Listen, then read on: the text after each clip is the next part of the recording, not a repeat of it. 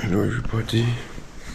Salut tout le monde, moi c'est Paul, 31 ans, actuellement en train de kiffer ma meilleure vie. 4 Alors peut-être qu'à première vue on dirait pas comme ça, hein, mais je vous assure, je suis au max de mon kiff. And it's the third Mais time. ça c'était en mai dernier, en 2025, au cours d'une course d'ultra distance à vélo. Et ce long chemin du kiff que j'arpente maintenant depuis plusieurs années, eh ben il a démarré avec un petit voyage à vélo en 2022, entre Paris et le Vietnam. Alors vous l'aurez compris si vous êtes perspicace, mais effectivement ça fait plus de 3 ans que je flemmarde pour savoir comment je vais réussir à raconter cette histoire. Et bon, c'est pas vraiment le sujet, mais depuis j'ai découvert les courses d'ultra distance. Et c'est assez marrant, comme vous pouvez le voir dans cet extrait vidéo qui est extrait de l'une de mes dernières courses. Mais bref, revenons-en aux moutons. On est ici pour parler voyage à vélo entre Paris et le Vietnam en 2022. On est parti, let's go!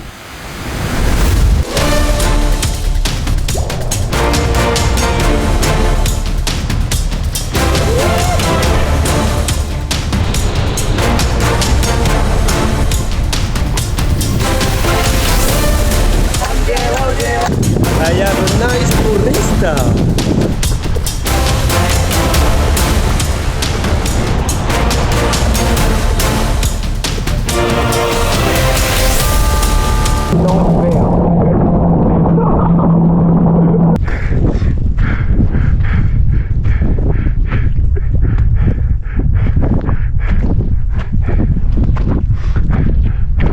Mais avant de rentrer dans le vif du sujet, une petite mise en contexte impose.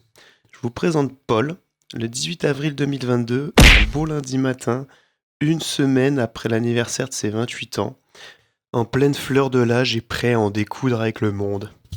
Et cet autre gars là que tu vois qui a la gueule de Robinson Crusoe et qui a la peau sur les os et qui galère à soulever son vélo, et ben c'est moi aussi en fait, mais 6 mois plus tard, les pieds dans l'eau, dans la mer du Vietnam. Bon, je vous préviens quand même parce que j'en suis toujours à mes débuts en montage vidéo, donc l'Oscar attendra un petit peu je pense, mais en tout cas le cœur y est, je vous assure. Et donc j'ai repris ce projet depuis fin 2025 en me disant que finalement peut-être que ce que je devais raconter c'est tout simplement ce qui me passait par la tête et ce que j'avais envie de raconter. Et donc il fallait juste que je me lance comme ce lundi matin où je suis parti de chez moi à vélo en banlieue parisienne. C'est pas plus compliqué que ça au final. Alors, depuis que ce voyage s'est terminé, on va dire que les choses ont pas mal changé et j'ai un peu pris la bougeotte, je pense.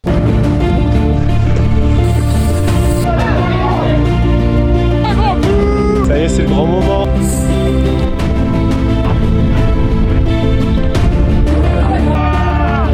Alors concernant le vélo, par contre, je vous laisse imaginer 13 000 km d'un coup, dégoûté à vie, faut plus m'en parler là, non, c'est sûr. Tu faisais quoi hier?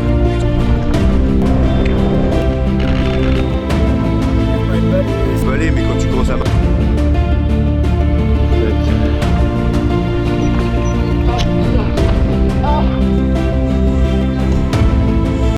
Hey, I don't know what to say. I'm completely destroyed.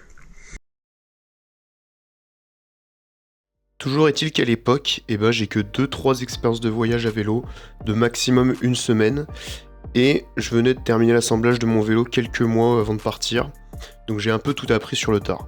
Du coup, je n'avais aucune expérience particulière, mais j'étais vraiment ultra motivé. Même en termes sportifs, j'ai une bonne condition physique, mais rien d'extravagant, et le vélo c'est comme la marche à pied. Si tu vas à ton rythme et que t'as le temps, tout est possible, fais-moi confiance.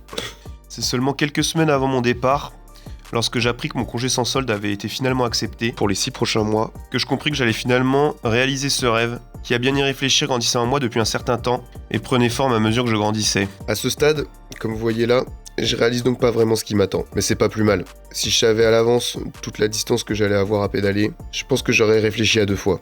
Mais je serais passé à côté d'une expérience inoubliable. Bon, voilà topo. Je me dis que si j'arrive à rejoindre l'océan Pacifique en partant de chez moi, ça pourrait être un objectif pas mal stylé en 6 mois. Ensuite, avec les circonstances actuelles, le Vietnam s'impose assez vite comme une évidence. Le temps de me renseigner au cours de mon voyage pour trouver un spot sympa pour l'arrivée, je me tourne donc vers la baie d'Along, au nord du Vietnam. Je repère même précisément un petit temple bouddhiste, avec vue sur la mer qui fera parfaitement l'affaire. Voici donc le récit de ces 6 mois, entre avril et octobre 2022, où moi et mon vélo, on est parti de chez nous en banlieue parisienne, un lundi matin comme tous les autres, avec en tête de rejoindre la côte pacifique.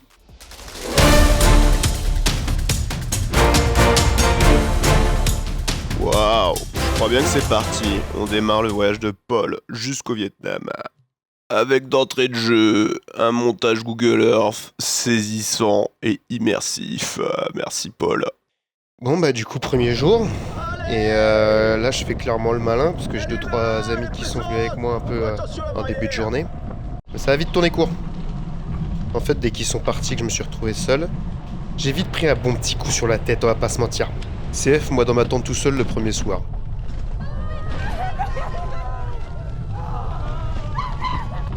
En fait, c'est un peu comme si mon cerveau, d'un coup, il s'était mis à me dire « Mais qu'est-ce que t'es en train de branler, sale fou ?»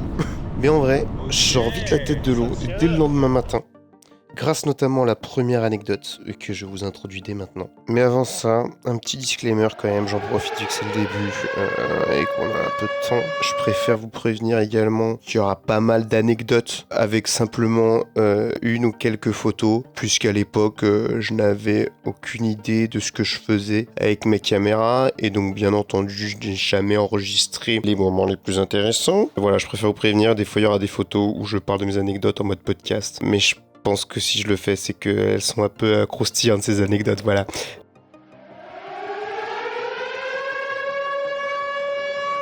Mais rassurez-vous, il y a quand même une bonne nouvelle. La bonne nouvelle est qu'après tout ce temps et cette flemmardise, nous sommes le 23 novembre 2025, je reprends le montage de ce voyage et je découvre en parallèle le montage vidéo. Et je crois que c'est en train de plutôt m'inspirer cette histoire, donc je pense pouvoir réussir à animer un petit peu ces photos à la record de mes anecdotes. Toujours est-il que pour le coup, là, il n'y en a aucun de montage. Le bar que vous voyez s'appelait bien l'Escobar. Donc voilà, le décor est posé dès le matin de ma deuxième journée. J'arrive dans un petit village et tombe sur ce magnifique bar dont le gérant m'offre le café et appelle immédiatement un journaliste pour que je présente mon voyage jusqu'au Vietnam. Voilà, ça m'a tout de suite mis dans l'ambiance et franchement, ça m'a fait un bien fou. Je suis parti direct pour ma journée avec le mental totalement switché, trop déter, pour déjà arriver à ma première étape chez mes parents à Dijon, pour leur faire un petit coucou avant de partir plus à l'est. Point positif de cette première semaine, il fait quand même assez beau et ce petit soleil, ça me permet de bivouaquer en toute tranquillité, avec des petits étangs pour pouvoir me laver. Donc j'en profite et je passe des super bivouacs. On verra que plus j'irai vers l'est et plus ils seront assez freestyle. Avec des moments plutôt sympas. Donc voilà, j'installe mes premiers bivouacs, j'en profite pour me filmer et faire des petits essais avec la GoPro. Avec ce mémorable timelapse de mon deuxième bivouac qui restera gravé dans les mémoires. Et j'en profite également encore pour un tout petit disclaimer. Je suis encore actuellement une tanche en montage vidéo. Voilà, j'en ai pas fait énormément dans ma vie. Donc on va essayer de faire ça bien, mais vous attendez pas non plus du 7e art, quoi. Voilà. Et c'est une entrée officielle dans le parc naturel régional. Je démarre en même temps mes premières côtes, avec une petite traversée du massif du Morvan, qui reste dans le cœur. Morvan RPZ. On connaît. Très beau coin, assez peu fréquenté, donc franchement je recommande. Je teste aussi mes premiers petits chemins assez engagés, même si c'est pas forcément prévu, je suis pas pressé, donc je laisse faire l'application, j'utilise Komoot avec le mode gravel. Je prends mon pied et j'essaie de découvrir un maximum d'endroits sympas. Bon, on verra vite que cette stratégie va montrer quelques limites, notamment dans les Alpes, mais pour l'instant c'est cool. Petit passage à Vézelay obligé. On fait la petite côte qui était franchement costaud. Au début, j'étais pas encore un grand montagnard, un grand grimpeur. Mais je me souviens très bien de l'arrivée à cette abbaye puisque on va dire que ma technique secrète du zigzag a été plutôt bien employée dans cette montée.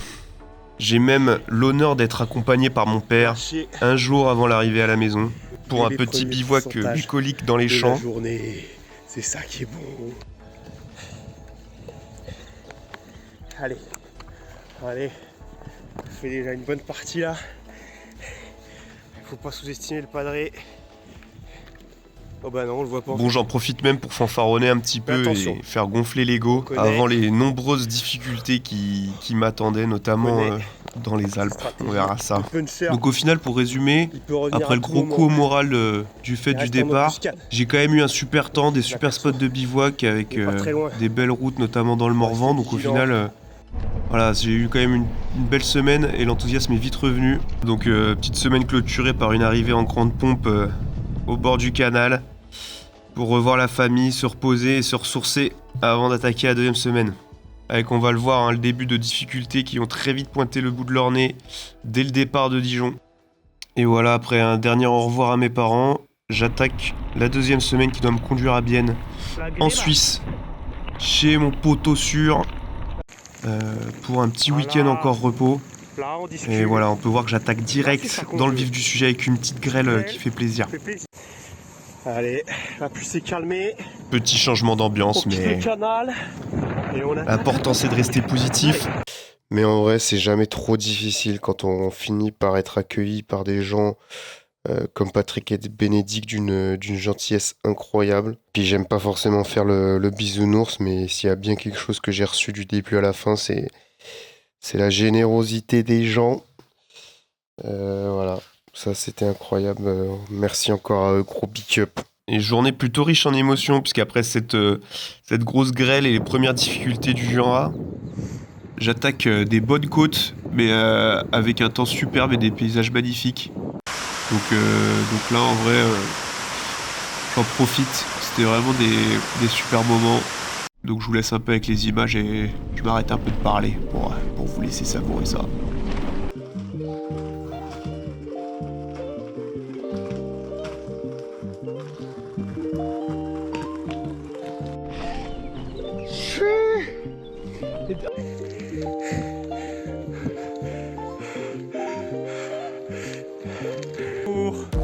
Voilà, les encouragements. On est là.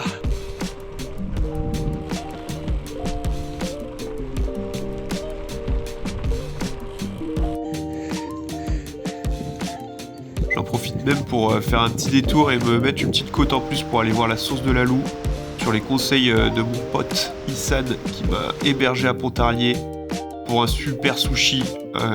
On s'est bien pété le bide et je repars même avec les petits pâtisseries marocaines en guise de souvenir, donc ça faisait bien plaisir. Et après ça repart pour la Suisse, toujours avec un temps aussi magnifique. Donc franchement, c'est vraiment une région super pour le vélo, voilà. Donc là je passe la frontière. En direct. Alors celle-là. Putain. Pardon. Est-ce qu'on peut switcher? Allez. Allez. Et après, je m'engage dans une montée, dans un chemin qui, je pense, est franchement une des plus belles montées que je ferai de tout le voyage. Personne, juste moi. La montée était parfaite, c'était magnifique dans une vallée. Et voilà, là on la voit. Et j'ai tellement savouré cette arrivée en Suisse. C'était vraiment un super moment. Incroyable. Les petits tunnels et tout, quoi. Franchement, tout était là. Et pour conclure en plus cette super journée, je tombe totalement par hasard sur une espèce de chapelle ou d'église en bois, j'ai pas trop compris, tenue par une association qui recueillait des immigrés, je crois. Et bref, en tout cas, c'était ouvert à tout le monde, tout voyageur, et des lits à l'intérieur. Voilà, donc j'ai passé une nuit aux petits oignons.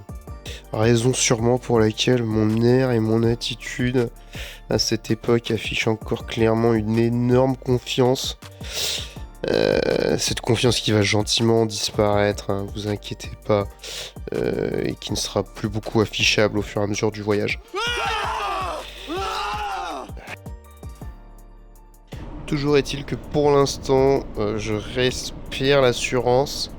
Elle va en prendre un coup, hein, dans pas longtemps vous allez voir. Et j'arrive en grande pompe, sous un soleil magnifique, à Bienne, chez mon pote. Et toujours, mon pote d'enfance, Max Lag. On voit ici très à l'aise en montagne sur cette petite vidéo, puisqu'on a profité pour faire une petite rando. Hein, tant qu'à faire, faut pas se priver avant de repartir dans le dur.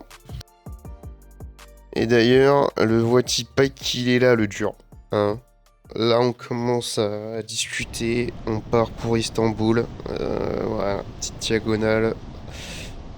Et ça part sur les chapeaux de roue. Alors, toujours un temps superbe. J'arrive du côté de Ruhr. Je pense que c'est la prononciation suisse-allemand, mais en France, on dit Coire, je crois. Et là, j'ai la bonne idée de garder mon petit Komoot en mode gravel. Pour me faire une petite trace qui passe tout droit. Direction la vallée d'après, Davos. Donc sur le papier, vraiment incroyable. Un petit single, petit chemin qui régale. J'avais juste oublié un petit détail, c'est qu'on est encore en mai. Hein. Et il se trouve en fait que la Suisse en mai, c'est pas le Brésil en fait. Aussi surprenant que cela puisse paraître.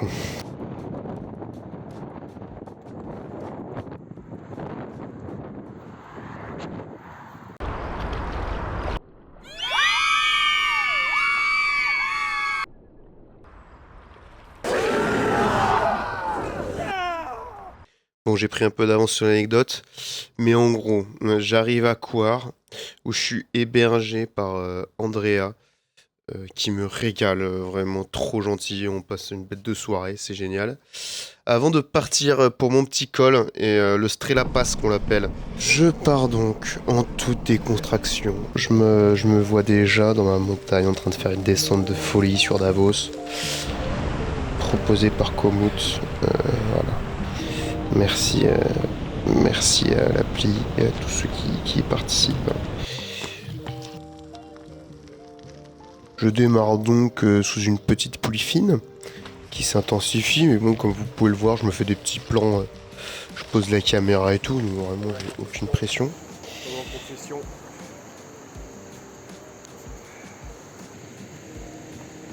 Et après il commence à neiger, et là on va pas se mentir, le mood il commence à tourner gentiment. Donc là me demandez pas ce que je suis en train de foutre, j'en sais strictement rien. Bref, je me retrouve là-dedans. Et là, je sais pas si vous vous souvenez de la confiance que j'affichais quelques jours auparavant. On peut voir qu'elle commence déjà à en prendre un petit coup. Hein. Toujours est-il que je me retrouve coincé dans la neige. Voilà. La trace, elle est là. Plus ou moins. Et je fais cette gueule. Voilà. Et donc la suite appartient à l'histoire. Pas de vidéo, malheureusement. Mais grâce à la magie du montage, j'ai quand même pu vous faire un petit résumé de cette magnifique journée. Que voici. À noter quand même que je pars quand même sous le soleil avec cette assurance-là. Voilà. T'es trop fort, Paul. T'es en train de devenir l'aventurier ultime. Tu passes là où personne n'est jamais passé avec un vélo. Regarde le monde se prosterner devant toi. La gloire te tend les bras. Attends, mais qu'est-ce que tu fous là en fait?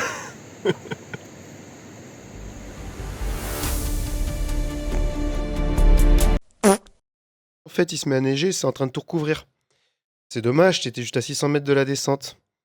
C'est donc un merci, ciao, see you another time, Davos. Voilà, vous l'aurez compris, j'échoue littéralement à 600 mètres du sommet. Je cours la queue entre les jambes dans la neige. Me demandez pas pourquoi, mais je suis en panique, à moitié en train de pleurer, en train de courir à côté de mon vélo. Sûrement parce que je crois, ou mon cerveau me dit que je vais rester coincé ici toute ma vie. Et je vais crever là-dedans. Donc je cours, je tombe à la renverse dans la boue et tout, c'est n'importe quoi. C'est assez comique de l'extérieur quand j'y repense. Et voici pas que je me mets pas à rappeler Andrea en PLS pour lui demander de bien gentiment me réhéberger pour une nuit si c'est possible. Donc gros big up encore, merci Andrea pour tout, thank you so much. You were amazing. Mais ne vous inquiétez pas car je suis extrêmement revanchard. Et je ne quitterai pas cette planète sans avoir refait le Strela Pass. je vous en fais la promesse. Donc je reviendrai. Toujours est-il que le lendemain, je repars pour le Albella Pass, qui est une route cette fois. Allez. Donc normalement ouverte et qui passe. Et ouais, ça passe, c'est énorme, c'est incroyable ce qui est en train d'être réalisé. Je commence déjà à sentir les soupes de nouilles, la coriandre qui me monte au nez. Je sens que je suis déjà plus très loin, le Vietnam est à portée de main désormais.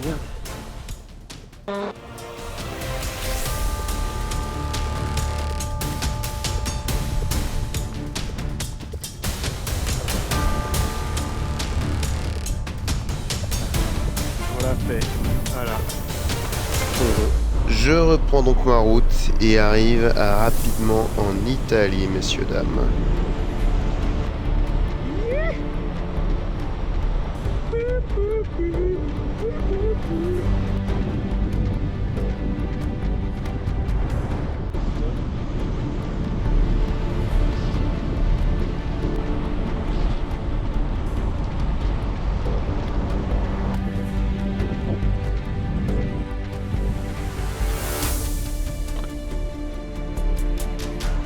Juste qu'il pleuve pas, pitié. Parce que à part ça, mon pote, je crois qu'on est sur un spot. Bon, et franchement, la suite, c'est clairement que du kiff. J'enchaîne les petites pistes cyclables au milieu des montagnes dans les Dolomites. Je suis même hébergé par Chris en Autriche, avec qui on se marre super bien. Donc voilà, je rentre dans mon voyage, je suis que sur du kiff. Lac de Bled, incroyable aussi. Et voilà, et j'arrive tranquillement après l'Autriche en Slovénie. Et à la capitale où je vais faire une petite pause de 1 ou 2 jours à Ljubljana. Voilà. Je visite, je me ravitaille, je bouffe tout ce qui passe et je repars en direction de la Croatie. Je passe par des petits coins bien sympas, très tranquille, très calme, ça fait plaisir. Je pète un peu des câbles, je commence tranquillement, voilà. Et j'arrive en Croatie. Et à Zagreb. Je me rappelle, je fais le Ljubljana Zagreb en une traite. Puisqu'en fait, ça se fait pas si mal que ça, vu que les deux capitales en fait sont très très proches. Alors pour la Croatie, j'ai pas grand chose. À part cette frontière qui n'était pas accessible, où j'ai dû passer par l'autoroute avec le vélo, c'était un peu bizarre. Et également ce petit commoutage, voilà, dans l'herbe pendant quelques heures. Merci Komoot, ça c'était pas mal aussi. Et au final, j'ai pas grand chose parce qu'en fait, j'ai pas kiffé la Croatie à vélo. Contrairement à ce que certains auraient pu imaginer, j'avais prévu d'y passer plusieurs jours pour traverser. L'arrière-pays, il est pas si fou en fait quand on n'est pas au niveau des côtes, je pense. C'est que de la campagne et y a rien à voir particulièrement quoi. Par contre, je repère en scrutant un peu Google Maps que côté Bosnie-Herzégovine, il y a l'air d'avoir un peu de relief. Alors du coup, j'écourte mon séjour en Croatie, où je devais faire plusieurs jours, et je passe direct côté Bosnie-Herzégovine. Et vous allez voir que c'était un choix plutôt pas con. Polo, bien joué sur ce coup-là. Et le moment est tout choisi pour une nouvelle anecdote. Je me suis rendu compte qu'il allait en avoir encore un bon paquet d'ailleurs. Donc je me suis permis de faire un petit jingle qui apparaîtra désormais avant chaque anecdote. C'est parti.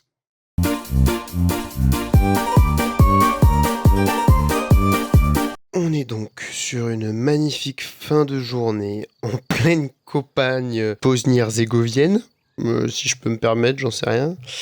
Et je suis d'humeur à trouver un petit logement, voilà, chez l'habitant.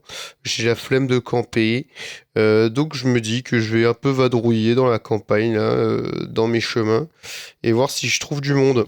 Et après quelques vadrouilles et recherches infructueuses par-ci par-là, en fait, j'étais passé juste avant devant un croisement où j'avais vu 2-3 personnes assises à une table en train de siroter une petite bière. J'avais pas osé leur demander sur le coup parce que j'avais vu une maison donc j'étais allé voir la maison. Et là, je me dis, bah écoute, retourne les voir et va voir ce que ça donne. Alors, fun fact, je sais pas si c'est partout comme ça en Bosnie-Herzégovine, mais là où j'étais, là, dans la campagne où j'étais, En gros, il y avait rien.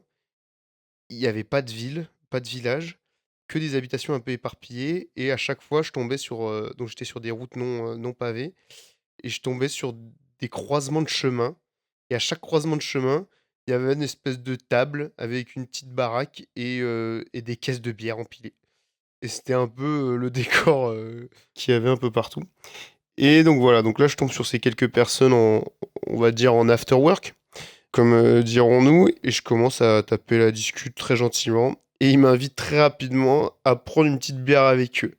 Bon, j'hésite pendant, on va dire, environ 3 secondes avant d'accepter. Et là, s'ensuit une sublime soirée. Donc, en fait, tout simplement, on a bu des bières toute la fin d'après-midi et toute la soirée. Les gens ont commencé un peu à arriver, donc on s'est retrouvé une dizaine.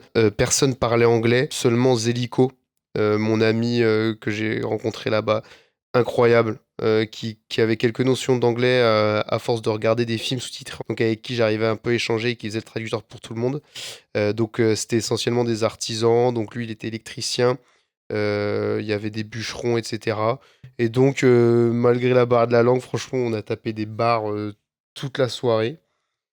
Et je me suis, sans trop m'en rendre compte, retrouvé complètement pompette, on va pas se mentir. Et là, il faisait nuit, et donc ils avaient compris que j'avais aucun endroit où dormir. Et donc là, très gentiment, il y a Zélico et son ami qui m'ont proposé d'aller dormir chez son ami. Et donc, je les suis à vélo, c'était pas très loin. J'arrive dans la cave et là, l'ami de Zélico, il me sort 30 kilos de pyramide de barbac de son congèle, un feu de cheminée, une boule disco avec des lumières. Et on était 4, je crois, avec la musique un peu traditionnelle et tout. Et franchement, enfin, c'était incroyable. J'avais pas faim, j'ai réussi peut-être à manger un morceau. Donc j'étais un peu gêné vu tout ce qu'il a sorti. Et j'ai réussi à boire un verre de l'alcool qu'ils ont sorti. Ça devait être un schnapps ou enfin une eau de vie. Bref, je sais même pas ce que c'était. Bref, soirée incroyable. On s'est marré toute la soirée et c'est ce genre de moment un peu lunaire dont je me rappellerai un peu toute ma vie.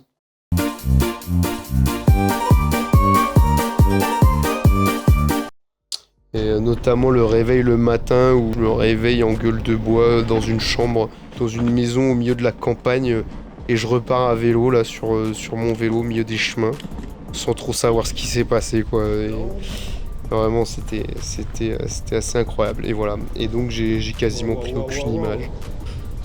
Bien entendu, comme un cassos, mais au moins bon, on va dire que j'ai vécu pleinement le moment, ça on pourra pas le nier. Mais je reprends quand même ma route et j'arrive rapidement en Serbie où je fais juste un petit crochet parce que je dois aller rejoindre, ce sera la seule unique fois du voyage, des amis qui voulaient m'accompagner un petit peu pendant mon voyage, donc ils viennent une semaine me rejoindre à Sofia en Bulgarie pour faire un petit. Voilà donc la belle petite brochette de farfelus avec qui on s'engage entre Sofia et Plovdiv par les montagnes pour découvrir un peu ce beau pays qu'est la Bulgarie.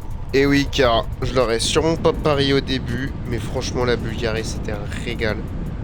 Les montagnes c'était magnifique, il y avait des gorges. Il y avait tout ce qu'il faut, des lacs, des forêts, des montagnes. Et en plus, il y avait de la bonne bouffe et des jolis villages. Et des gens super accueillants. Donc, bon, écoutez, pas grand chose à dire à part qu'on s'est régalé pendant une semaine. Voilà quoi. Et donc, je lâche cette belle bande à Plovdiv, donc un peu près au milieu de la Bulgarie, pour m'engager vers mon dernier pays, la Turquie, mesdames et messieurs, où j'arrêterai ce chapitre lors de mon arrivée à la capitale turque, pour ensuite passer au chapitre 2. Et là, les cocotiers, l'exotisme, le Moyen-Orient, oui, attention, parce que ça promet du très très lourd. Très très lourd, mon pote. Mais avant toute chose, revenons-en en direct, bien sûr, avec mon arrivée en Turquie, évidemment. Et la mer, messieurs, dames. Je peux vous dire que ça fait quelque chose que vous voyez la mer et vous l'avez pas vue depuis des mois. et ben vous avez envie d'aller dedans. Voilà. Donc je vais me baigner. Et je suis en Turquie, les gars. Je suis officiellement en Turquie. On a fait un chemin incroyable. L'odeur des nems et des noux sautées est plus présente que jamais. Voilà. Et attendez, ne vous levez pas de vos sièges parce que la suite va être très très lourde. Très lourde, mon pote. Et donc là, il faut qu'on refasse un petit topo là pour qu'on se remette à jour parce qu'il y a pas mal de choses à dire avant la suite. J'arrive donc à Istanbul, côté européen, où je suis hébergé par Tara qui me régale, gentillesse incroyable et qui était passionné de vélo et de montagne aussi, donc on s'entend de ouf, c'est trop stylé.